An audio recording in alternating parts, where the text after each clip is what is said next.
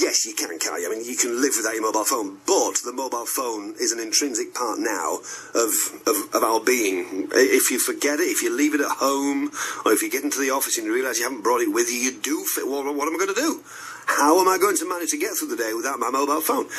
I'm asking you this because, believe it or not, there are still some places in North Yorkshire where you can't get a mobile signal, particularly rural areas. Well, the North York Moors National Park Authority is working on improving that right now. With me to talk about this is the authority's Chief Executive, Andy Wilson. Andy, good morning. Good morning. How many properties in the Moors, then, don't have mobile phone coverage? Well, we don't know an exact number, but it's certainly hundreds of them. And, in fact, we've got more areas without mobile phone coverage than any other authority in the country. So how important is it, then, for these areas to actually be given mobile phone coverage? It's part of everyday life, as you just said. You need it for business, you need it if there's a problem, you need it for leisure, for keeping in touch with your friends and family. As you said, it's become part of our lives. We were talking not so long ago about faster broadband and trying to get broadband into rural areas. Which is the more important then? Is it better to get broadband in, or is it better to get mobile phone coverage? Well, what we're talking about tonight is social media, and certainly from a social point of view, I think the mobile phone coverage is, if only because you need it when you're out and about. So this scheme that the government has, this £150 million to roll out mobile phone coverage, is really important. Wandering around some sort of urban sprawl, you take it for granted, don't you? You can make a phone call, you can text, you can go online on your mobile phone. What sort of disadvantages do rural areas have to sort of go through simply because they don't get a mobile phone coverage? If you're trying to run a business, if you need to contact your family, if you simply want to phone your friends of an evening, the many places in the North York Moors, you simply can't do that. It really is a handicap.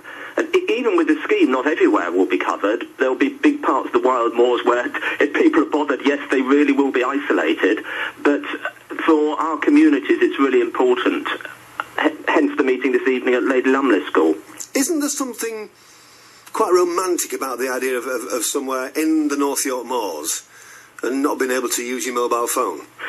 I think there is, and we'll never get complete coverage of places where there are no houses, because the moors are so deeply incised that the signal won't get there. So I think we'll always have that romance. Won't some people, though, Andy, be shocked to hear of these plans for 18 mobile phone masts in the national park? I'm assuming you're anticipating some sort of a campaign against this. Not really, because I think people have lived with mobile phones for so long, they're much happier with them. And one of the things that we're doing is working with the people putting the masts in to make sure they go in the best places. And we can use some of the existing mast sites, we can use existing buildings, and we've got much cleverer over the years at putting them in places that really you don't notice them. They would be disguised, wouldn't they?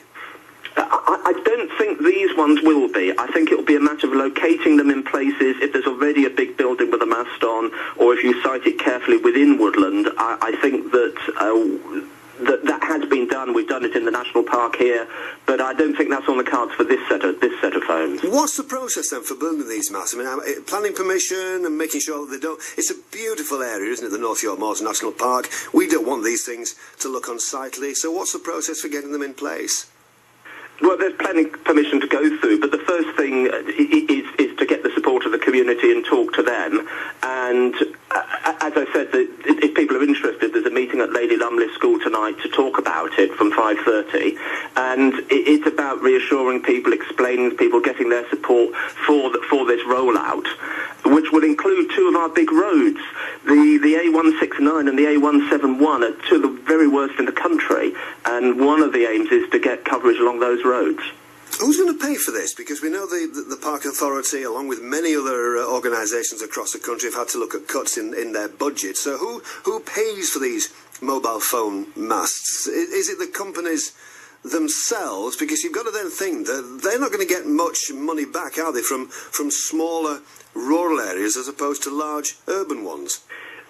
No, exactly. And so the government's got together all the providers and helped them agree that they're going to work together to reach these remote places, and there's £150 million that the government has found for this, certainly not the National Park money, across the country for these areas with lots of not spots. And so the companies are working together, and there's a provider that's been agreed who will do the installation. So it is a special project for these remote areas. And this meeting takes place later this afternoon?